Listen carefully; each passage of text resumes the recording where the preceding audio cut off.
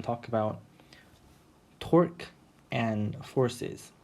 So with some kind of force, you can divide it up into smaller or bigger different kind of forces. So let's say you were to push this way with F, right? And you could divide this into two ways. First, it would be facing the same direction. So if the force is A, this would obviously be F minus A. And we have the same force here, and we could divide it into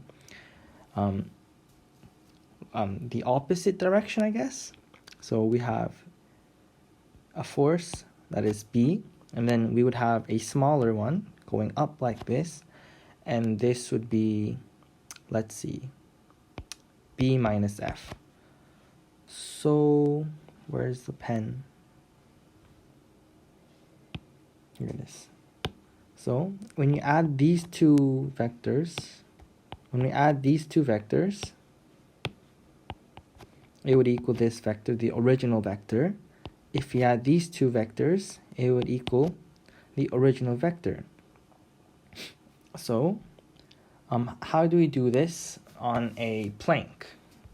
Let's say we have a plank like this. There is a certain point called P. This length is A. This length is B. And we have currently a force like this.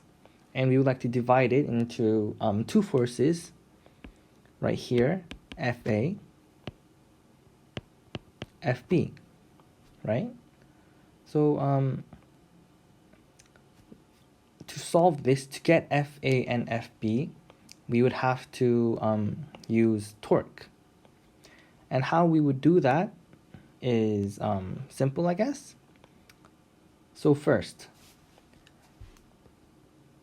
let's see. So first, what is the overall force? Like when you add all the force together, it would be this, or it would be these two combined.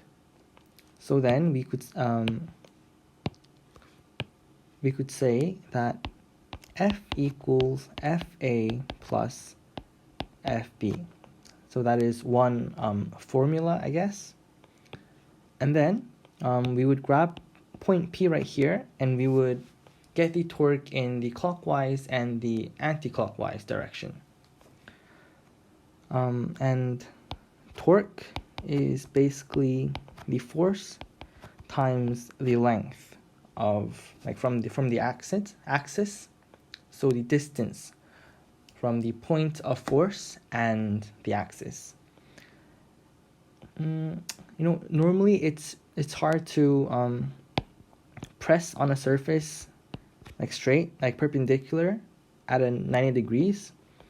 So if you were to press on like this kind of plank at this degree theta, we would just times like if this was F, the perpendicular part of it would be F sine theta.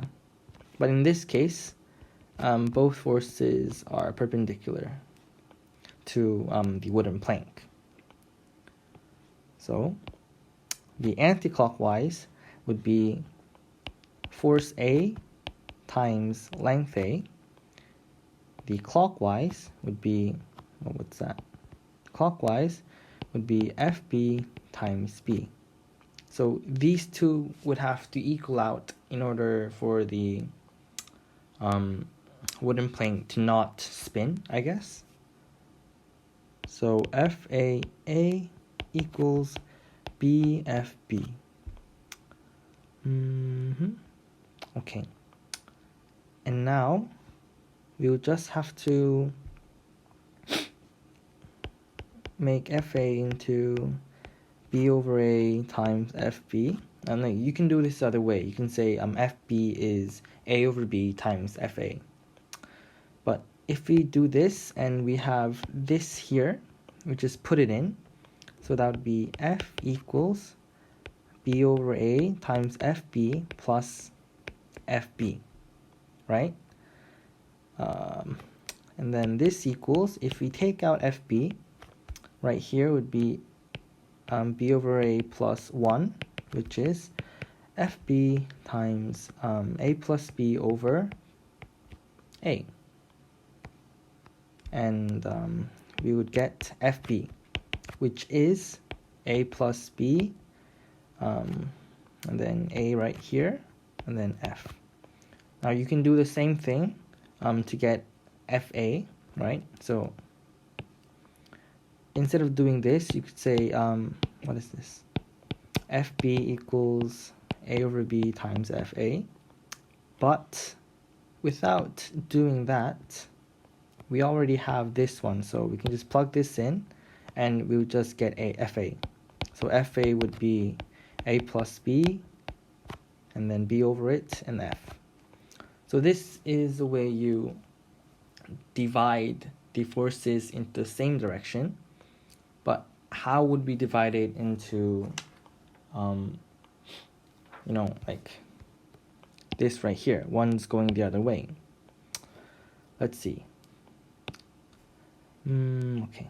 So let's draw another plank right here, and we would say the point is right here. So currently we have F right here. We have these 2 points here. This is where FA is being pushed. This is where FB is being pushed. This length would be A. This length would be B. Okay, wait. So I was going to do it like a vector. So even though this force is pushing downwards, if it is a negative, it would be the other way around. But I think I'll just change it.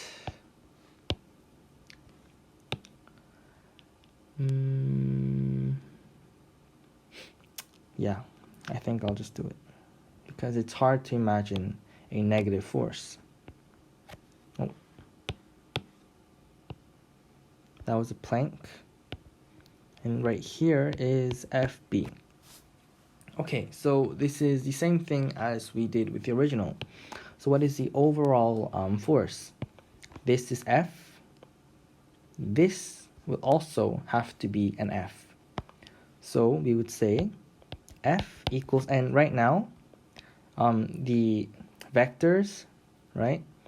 The positive, negative, like that kind of stuff it doesn't matter because we drew the arrows to show the direction. So we have these, what do you call it? These scalar? I don't know, but yeah, so we would have this kind of formula. So this is different from this one where it added and this one subtracted. Let's see. And then we would do the torque again. So P point is the axis. So what is the force going counterclockwise? It would be A times FA. Clockwise would be A plus B times FB. So these would have to be the same for it to not rotate. So AFA equals A plus B FB. So FA is A plus B over A times FB. So we did it up here, so it doesn't matter which one you do, okay? You can do anything. Doesn't matter. So yeah. So then we would just have to get this one and plug it in here. So that would be F equals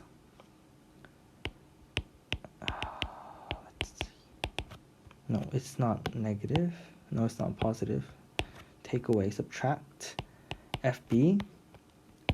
This would be, take out the FB, A plus B minus 1 equals FB, and then A, so that's A plus B minus A, so that's B. So FB equals BA and then F. And then F equals FA minus FB, so we just put it in. FA minus BA FB. Wait, is that right? No, it wouldn't be B. It would just be that. Right. Is that right? Yeah, it's right. So FA would be F1 plus A over B. This equals A plus B over B times F. So if you have a plank like this, the length is A, the length is B. If you're pushing down F right here, we can distribute this in a way that there's a force right here, and there's a force going the opposite direction, which was A over B times F. Yeah. And you might be, wait, so you can only divide a force into two different ones? Well, no, because if we get this one, we could divide this again and again and again and again. So you can divide a single force into infinitely many and it would be the same. Yeah, I think that's it. So thank you for watching, I guess. Yeah.